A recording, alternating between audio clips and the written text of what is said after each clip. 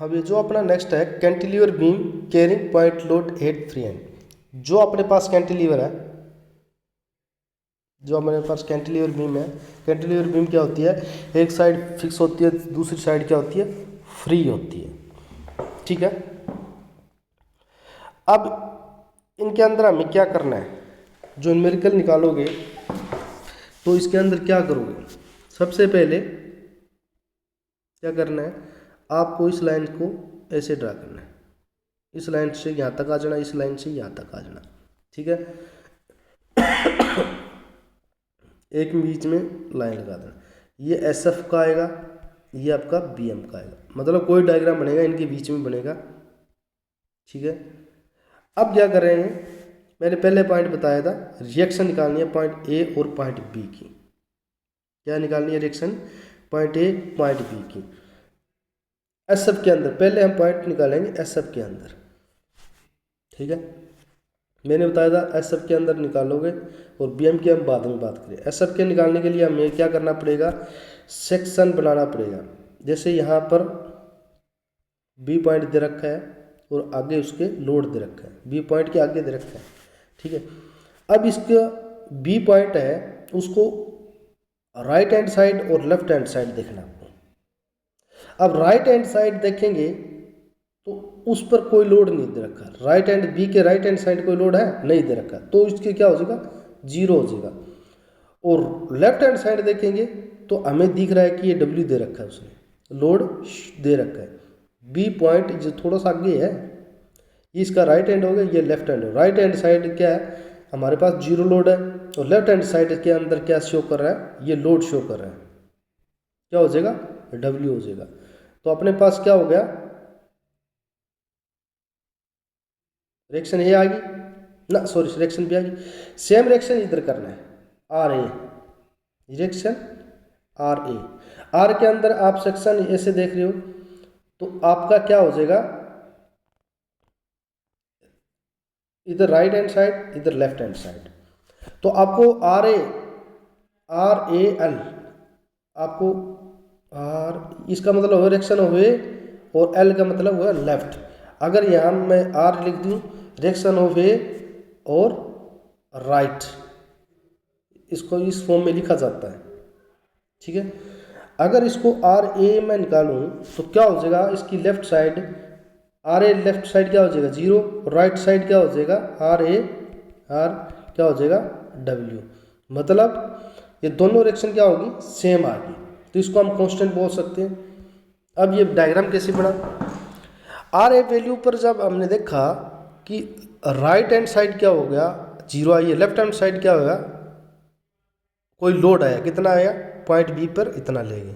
ठीक है, रिएक्शन हमने इस तरह निकाली, लेफ्ट हैंड साइड जीरो था, जीरो, राइट हैंड साइड क्या था, डब्ल्यू कोई लोड था इतना, तो ये दोनों का लोड क्या हो गया, सेम था ना, तो इसको मिला देंगे। ठीक है, अब निकालेंगे बी एम, लोड क्या लग रहा है इस पर,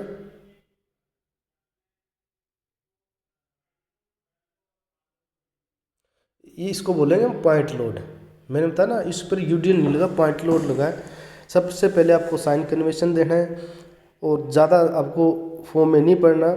एस एफ के अंदर आपको हमेशा निकालोगे पॉजिटिव में रहोगे, और बी एम के अंदर निकालोगे एंटी क्लॉकवाइज आ जाएगा, एस एफ के अंदर क्लॉकवाइज आएगा तो पॉजिटिव आएगा। अगर बी एम के अंदर निकालोगे उसको एंटी क्लॉकवाइज निकालना पड़ेगा आपको।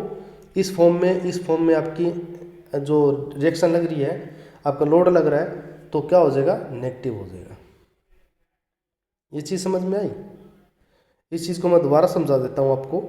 जब कोई भी बीम लगी हो, लोड देखो, और जब आप एस एफ की बात करो, उस लेंथ को भूल जाओ, इस लेंथ का एस एफ के अंदर कोई काम नहीं है।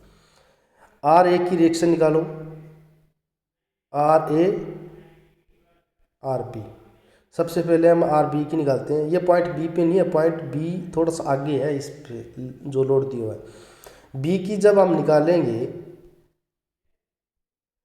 आर बी की जब हम निकालेंगे तो उसको हम राइट साइड और लेफ्ट साइड देखेंगे। राइट साइड क्या है, कोई लोड नहीं दिया, जीरो, और लेफ्ट साइड क्या हुआ, लोड दिया कितना, डब्ल्यू। जितना लोड दिया होगा वो आपको पास डब्ल्यू में आ जाएगा। अब जैसे रिएक्शन हम निकालेंगे एक ही, इसके अंदर हम देखेंगे राइट साइड और लेफ्ट साइड। लेफ्ट साइड कोई लोड है कि नहीं है, तो लेफ्ट साइड लोड नहीं है, जीरो। और राइट साइड क्या है, अपने पास लोड है कितना, डब्ल्यू। जितना हमारे पास लोड आया है उसके हिसाब से हम क्या करेंगे, डायग्राम बना देंगे। इसके एग्जैक्ट ऐसे लाइन खींचनी है आपको, जब ये दोनों जाके डायग्राम बनेंगे। फिर क्या करता है, बीएम, क्या करना है आपका, बीएम, बेंडिंग मोमेंटम निकालना है। बेंडिंग मोमेंटम निकालने के लिए आप क्या करोगे, अब बी पर मोमेंट देखोगे, कोई मोमेंट नहीं है, कोई लोड नहीं है, कोई डिस्प्लेसमेंट नहीं है, तो क्या हो जाएगा, बीएम आपके पास जीरो हो जाएगा।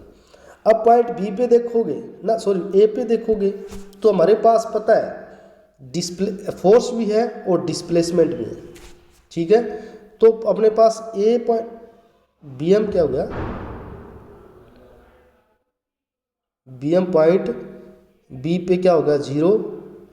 और बीएम पॉइंट ए पर क्या होगा, बीएम पॉइंट ए पर क्या होगा, मैंने बताया था ना, फोर्स इनटू परपेंडिकुलर डिस्टेंस, ये निकालने का फार्मूला होता है।